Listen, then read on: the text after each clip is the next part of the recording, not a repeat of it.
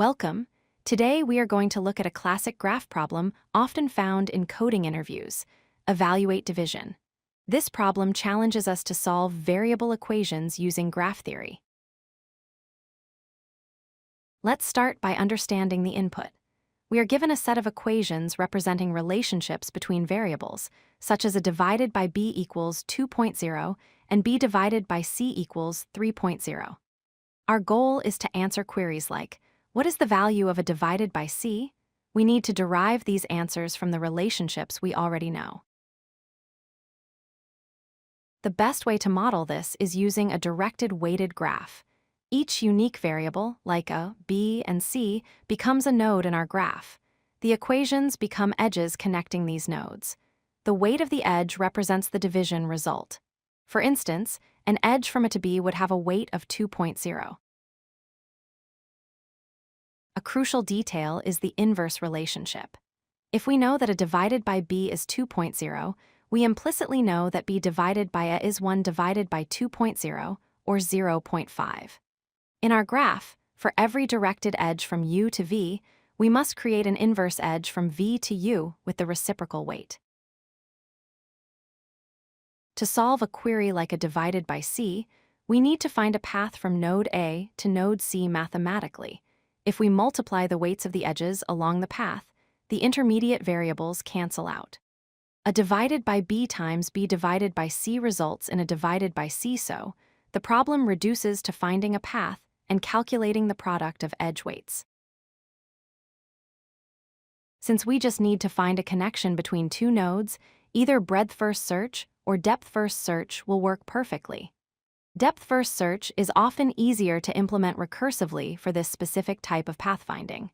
We are looking for connectivity, not necessarily the shortest path in terms of edge count. The first step in our code is to build the graph. We iterate through the given equations.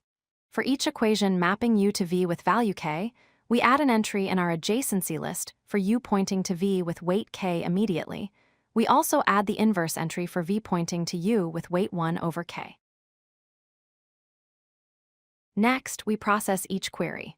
To find a divided by c, we start a traversal from A. We keep track of visited nodes to avoid cycles. We move from A to B, accumulating the product, and then from B to C. Once we reach the target node C, we return the accumulated product. If we exhaust all paths without reaching C, the answer is negative 1.0. We must handle a few edge cases. If a query involves a variable that is not in our graph at all, we immediately return negative 1. If the two variables exist but are in different disconnected components, there is no path, so we also return negative 1. Finally, if the query is a variable divided by itself, the answer is 1.0, provided the variable exists in the graph. Let's discuss efficiency. If n is the number of queries and e is the number of equations, the time complexity is big O of n times e in the worst case, as each query might require traversing the entire graph. The space complexity is big O of e, which is required to store the graph structure. To summarize, model the variables as nodes and equations as edges. Always add the inverse edges to allow traversal in both directions. Use a standard traversal algorithm like DFS to find the path and multiply the edge weights. This approach cleanly converts an algebra problem into a graph connectivity problem. If you like this video, hit that like button and don't forget to subscribe. Visit codelucky.com for more such useful content.